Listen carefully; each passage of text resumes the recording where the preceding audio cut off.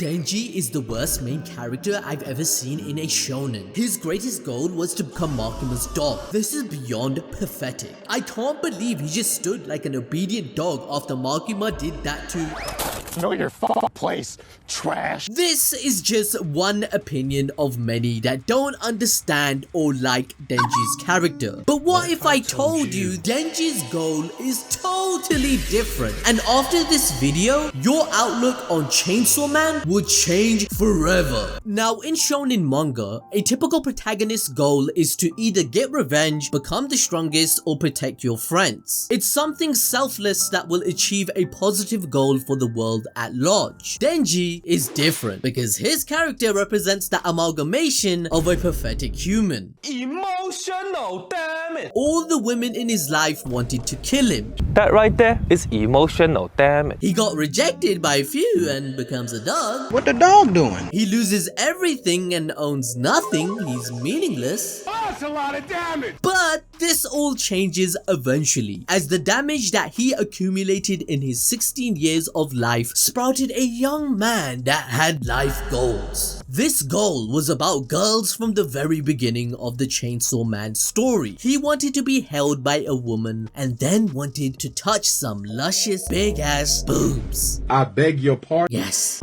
Yeah.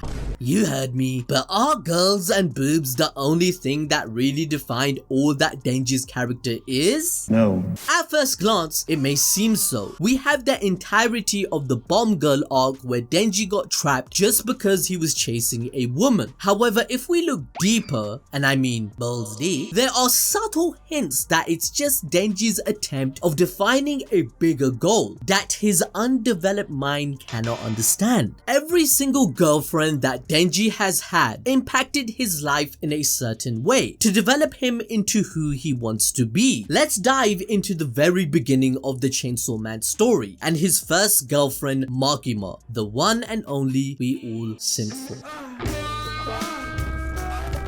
We all just watched the episodes, right? And I must say, like, oh my god, it is freaking fire!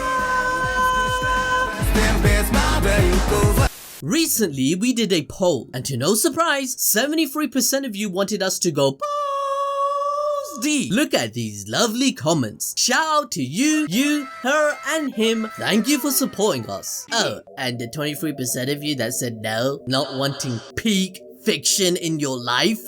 Fuck you think this is, Reddit? So objectively speaking, Denji comes across as the most shallow protagonist in shonen stories. Typical main characters are much more fierce and determined in the pursuit of a larger goal. Take Naruto, who wanted to be the Hokage, or Luffy, who wants to be the Pirate King, or even Tanjiro, who had to get revenge to save the world for true peace. There is no doubt that such objectives are noble and have some honor, but Denji's goal at the beginning of the story falls severely short of noble. Makima's sudden appearance in Denji's life only fueled his desires to get his hands on a woman. Even in their first meeting, Denji's first wish after returning from death wasn't to eat good food. Rather, he asked Makima to hold him, and Makima complied, fulfilling one of his dreams. Denji wanted to smash a woman. Literally, any woman so bad that Makima's offer was irresistible for him, and he even agreed to become her dog. A boy and a dog are two images often used in Chainsaw Man's story. Denji was a boy, but he lived like a dog. Even Denji's actual dog, a pet named Pochita, became a part of him. He woofed and barked when Makima asked. But that's what Denji is. We are presented with Denji's life as a stray dog since the very first chapter. A stray dog that had been kicked and beaten up multiple times, but Makima treated him differently. She treated him to food and offered him a decent living. Ironically, even whilst Makima treated him like her dog, Denji felt more like a human than he ever had in his entire life. So, of course, Denji felt that he had fallen in love with Makima. Really, it could have been anyone, and Denji would have fallen in love like he usually does. But that's where we go wrong in presuming that Denji's wishes to touch boobs and have sex were the reflection of his sexual desires. Alongside his women fantasies, Denji also constantly expresses the desire to live a normal, average life. He wants to eat bread with butter and jam and sleep on a proper bed.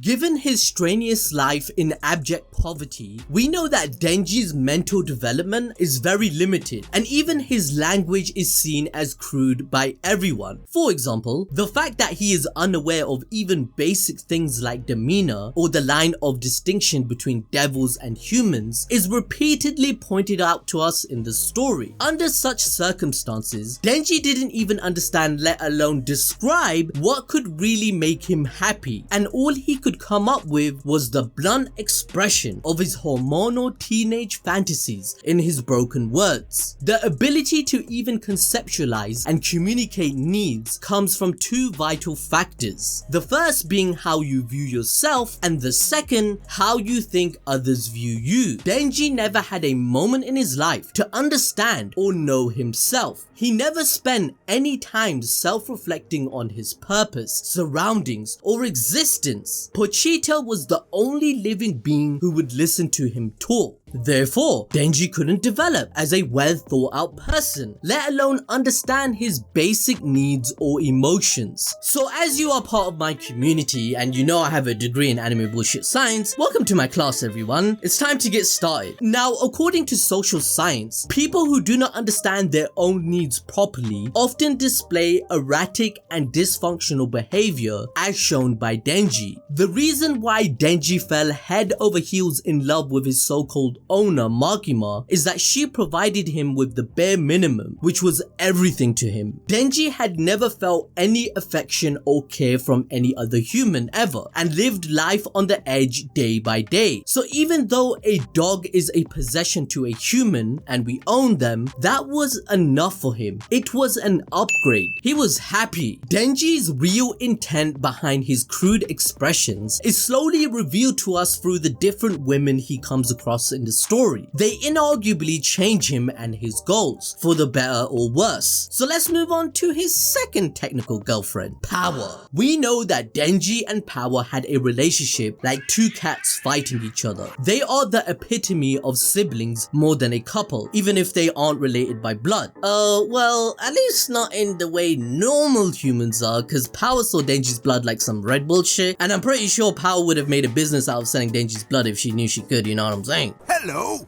I like money. Now, since they both were gremlins of the same kind, they were prone to coming up with the most ridiculous ideas together. And the first one was a deal that let Denji live another one of his fantasies in exchange for saving Power's cat. Like the dog Denji is, he hopped onto this agreement almost instantly, even though he was a dog person through and through. Pun intended? He went along with all that Power said, like cats being superior than dogs, even if he didn't believe in it, all because he wanted to touch her boobs. Anyway, Denji's incredible level of horniness is what pushes the story forward to a new level each time. But wait, this turned into more than just a cute little rescue a cat mission. It was supposed to be harmless, right? Well, yes, but no. Power actually had a plan to betray Denji or anybody dumb enough to trust her if she could get her cat back. But this was no ordinary cat. As the Blood Fiend, Power hadn't cared about anybody or anything her entire life. She used to kill everything in her way, but that suddenly changed when she met Meowie. Power started out as keeping Meowie with her so that she could fatten him up and have a good meal later, but she somehow grew attached to it. She eventually stopped even thinking of harming him, let alone eating. It was the only creature Power could associate the emotions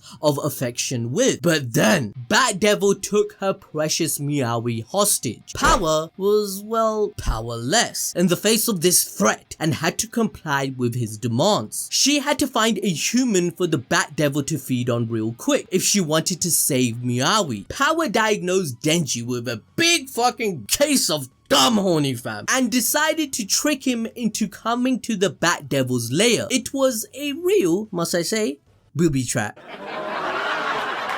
And well, all hell broke loose. He tried eating Denji and nearly did it. As a typical devil, the Bat Devil had no intention of freeing Miyawi and gobbled him up with no regrets, whilst complaining that it was because Denji's blood was disgusting. But this forced Power into thinking about what Miyawi meant to her and how Denji had also lost Pochita. She sacrificed herself and allowed the Bat Devil to eat her to somehow save Denji. This infuriated Denji because he had not only been duped, he was thinking, bruh, I just lost the chance to touch some boobs for the very first time. It was a great loss indeed. So Denji clung to the Bat Devil, asking him to return the boobs and fought him to death. He had saved Power and Miyawi, leading Power to ask him why he saved her. And like the simple-minded dude that Denji is, he replied, it was for them gosh damn boobs, fam, what do you mean? But if it was just that stupid reason that he gives, what transpired later would not have. The Leech Devil's appearance was major bad news. Power couldn't move a finger and Denji couldn't turn into chainsaws. Yet Denji asked Power to run away with Miyawi with an incredible sense of urgency whilst he stayed back to fight the Leech Devil. This and that done, thanks to Aki and the others showing up, Power and Denji barely make it through this incident. So you're probably thinking, ABD, why would Denji risk death itself for some boobs? Well, even Power wonders the same, telling us that Denji really thought of Power as more than just an object to fulfill his sexual needs. This is what sets their platonic relationship into stone, as Denji saw her as a friend, without even understanding the concept of a friend. The best way to see it is how Denji doesn't feel anything even after Power lets him touch her boobs. Moreover, after their encounter with the Darkness Devil, Denji took utmost care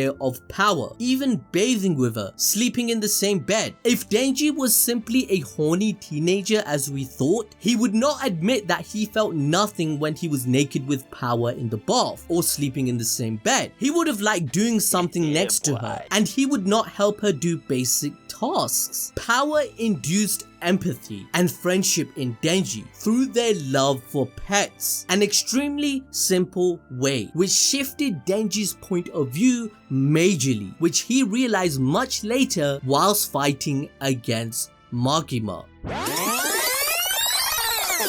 This brings us to his next girlfriends, which develop Denji's character. In the Eternity Devil arc, we meet Himeno and Kobeni. However, this time, Denji's reactions were a little different. He wasn't attracted to Kobeni instantly, and to Himeno, well, he was sort of, but kinda wasn't. What I mean is, this man did have the horny for her, but not in the same way as he did for Makima. Through the course of the Eternity arc, Denji was attacked by his teammates at least a few times. Normally, people on the same team would never do this as it's morally wrong. However, Denji never blamed them for it. He did not like it, of course, but he had always done whatever it took to survive, and to him, this was just another way for the people around him to do just that. This is where Himeno drew a line and got Kobeni in control. Even during the finale of the arc, she was strictly against sacrificing Denji as she saw him as a friend. Here, it also served as a subtle nod towards how fiends are usually treated as inferior to humans, whilst a few people never did so. By the end of the arc, Denji understood what a friend meant. The warming up party with everybody, spending the night at Himeno's place, the breakfast he had with her, everything taught him more and more about a platonic relationship. When Himeno died, Denji knew that he was sad, but he couldn't cry. This put him in a dilemma as he couldn't understand if he was genuinely sad, because to him, a normal person would cry if someone they knew died. Even through all of this, Denji understood one thing: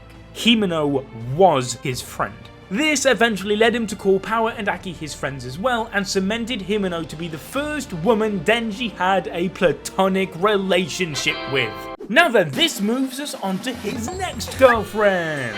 Woo! Yeah! It was time for Denji to get introduced to a whole new emotion: romantic love. Something very different from what he experienced towards Makima. Since the moment Denji met Reze, he felt a different spark when around her. Something about her eyes, her smile, and the way she touched his hand felt different. Reze plays a vital role of the romantic interest in Denji's life as she enters and creates a conflict between him and Makima, who he considered to be his true love. Throughout his time with Reze, Denji is second guessing the time he spends with her. Here, he isn't necessarily wondering if what he feels for Reze is true at all times, rather his focus is on what he feels for Makima. For someone like Denji, who's only had minimal contact with humans so far, a bit like you guys, all he knows is being horny. Also, listen, I'm sorry for the burn, I get it, we all start somewhere, so start by hitting the notification bell. Oh yeah, gotta plug it in somehow. But Denji understands that someone can only truly be in love with one person. During this time, Denji stated that he would choose Reze over Makima, even if it means to run away from Makima to any corner of the world. By now, we have solidified that Denji was genuinely attracted to Reze both mentally and sexually. And with this came a big revelation. This wasn't simply because of a spark, but because Reze gave him something important: empathy. No, I think it's a little bit too early for that because something goes terribly wrong. Lord have mercy, I'm about to bust.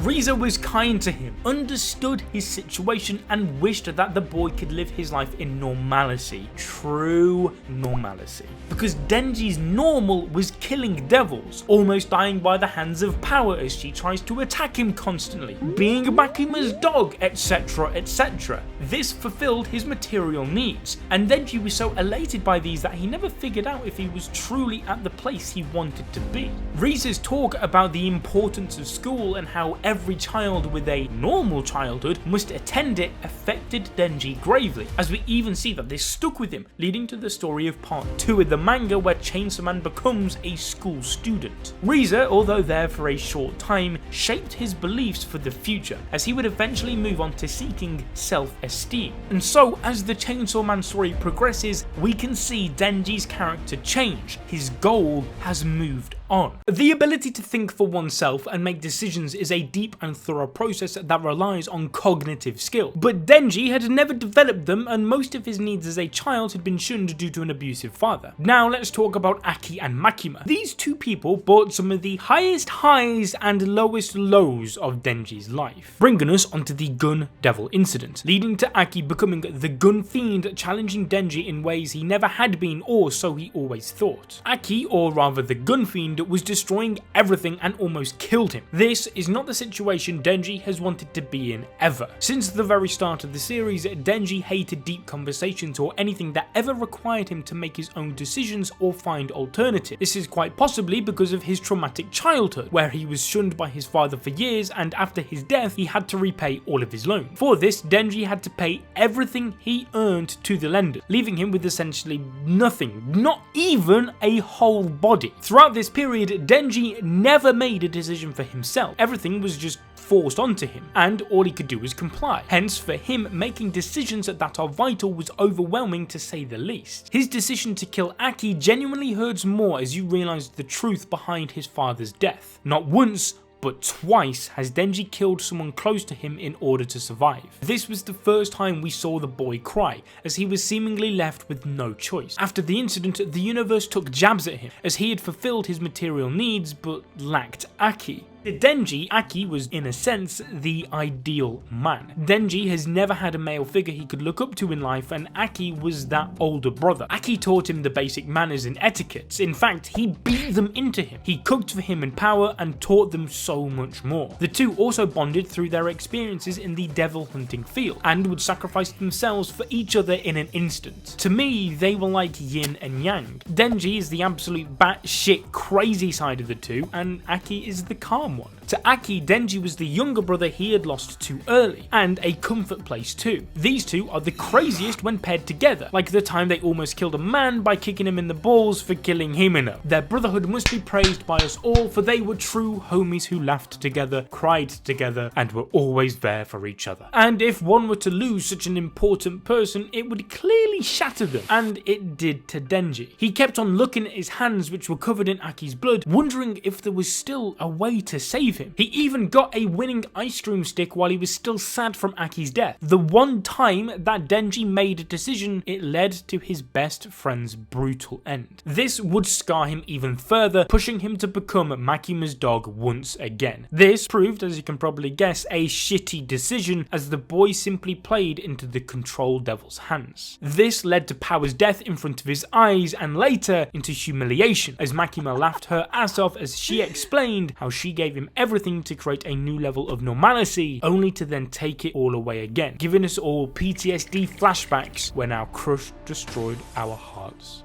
It's no secret that Fujimoto, the author of Chainsaw Man, likes to talk about real-world issues and phenomena to make his stories and characters come alive, and Denji is no different. We can track his goals to a social concept called Maslow's hierarchy of needs, as this is what every human on the planet follows. As we discussed from the very beginning, Denji started off in the worst situation possible. Looking at the very first level of human needs, we can see that he had nothing. Literally nada. This little kid was forced to sell off one of his family jewels. He was in that bad of a situation. This point separates Denji from pretty much every other shonen character right here, as even they had this level of needs fulfilled since the very start. For example, Naruto is considered to have one of the shittiest childhoods as a kid, but in comparison to Denji, at least he received care from the Hokage office and grew up with all the basic needs covered for him. And by no means am I saying that his life was all sunshine and rainbows, but the difference is that Naruto at least had someone there to fulfill his needs for him in the form of Hiruzen and later Team 7. He immediately was not seeking love and beginning at the start, and for him this wish of validation ended up combining with self-actualization, the goal of wanting to become Hokage, which had become his purpose. Although there are more developments in his character later, this serves as a good way of summing Naruto's character according to the theory. Hence, he and many other shonen characters tend to skim the development that the author of Chainsaw Man is trying to portray with Denji's character. Makima was the one to help guide Denji through his physiological and safety needs, and it only took him a little while to get fairly accustomed to it. Most of Denji's development in part 1 of the manga lands in the love and belonging section. His journey of exploring bonds through love and friendship that we explained earlier sums up how his definition of love changed over time. He started to differentiate between the different kinds of love, whilst his understanding of friendship and brotherhood evolved as well. His conversation with Reze was Denji's first hint towards his growth to gaining esteem. However, before he could try to reach it, he was stripped away of everything. Aki and Power were dead, he too was at risk of dying, all whilst he was in a headspace far worse than the one he had started the story with, all thanks to Makima.